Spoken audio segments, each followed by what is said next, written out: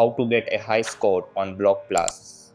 Hey guys, in this video, I'll guide you through how to get high score on Block Blast. Alright, so let's begin. Now first, before I discuss exactly how you can get high score, you should know some basic things in the game. When you add any shape, you will get a score with the same number of blocks in this shape. But if you completed one row, you will get 10 points. And now another thing is that when you make a combo, this means that within 3 moves, only you complete one more row or one more line. You get a combo multiplied by 2, 3, 4 and so on. So the more combos you get, the more score you will have.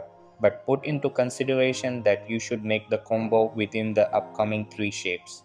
So if you have put 3 shapes and you didn't complete a line, then you put a fourth shape that will complete a line or a row.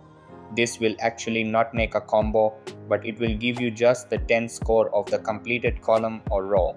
So make sure to make use of this point and try to open yourself some spaces in order to make combos. So try to be a playmaker and give yourself some space to make more combos in a row. And when you lose the game, you can simply choose to watch and add in order to continue playing the same game. And this is actually another method that you can use in order to get more score.